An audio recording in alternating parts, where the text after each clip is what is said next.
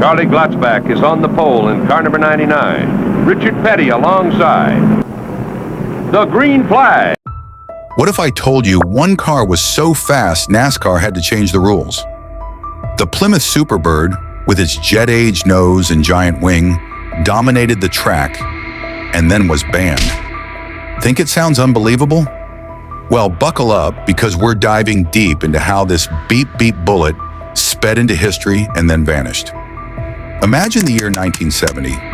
American muscle is king, and rocket scientists are helping build race cars. Plymouth calls in Gary Romberg, a former NASA engineer, to design a car built like the Dodge teams had. The result, the Superbird, a stock sedan with a shark-like nose and a towering rear wing.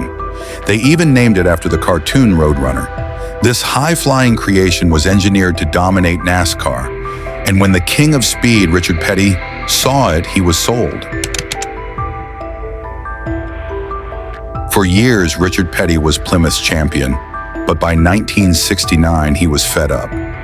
Plymouth had dominated NASCAR with Petty behind the wheel, but they hadn't given him a new winged car. After winning 27 races in 1967, Petty fell back in 1968 and grew frustrated.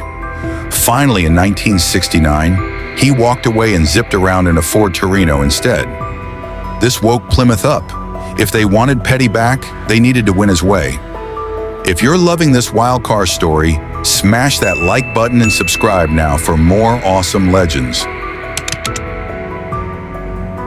Plymouth executives sprang into action. They asked Petty, "What will bring you back?" His answer was simple: "Build me a Plymouth like the Dodge teams had." Enter Gary Romberg, an actual rocket scientist from NASA. In secrecy, Romberg's team transformed the humble Roadrunner into a winged weapon. They added a 19-inch extended nose cone and mounted a gigantic, tall wing in clean air above the roof. Every detail was tuned for speed. Retractable headlamps, scoops and all. And under the hood, the Superbird's 426 cubic inch Hemi V8 churned out 425 horsepower, an unstoppable force on wheels. When Petty saw the finished Superbird, he was convinced the king was back. With Romberg's wizardry, Plymouth had created a race car like none before, a car that, against all odds, worked. It even got a fun beep-beep horn to mock the cartoon that inspired its name. By spring 1970, the Superbird was ready to roar.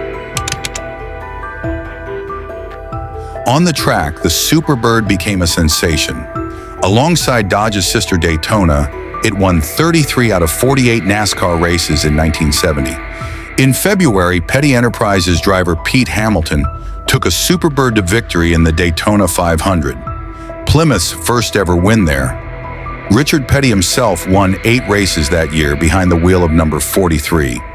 Even more shockingly, Buddy Baker's winged Daytona shattered the 200-mile-per-hour barrier on a closed circuit.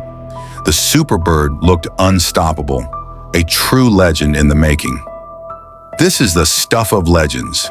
If you'd have loved to see more of this supercar story, hit like and let us know in the comments what surprised you so far.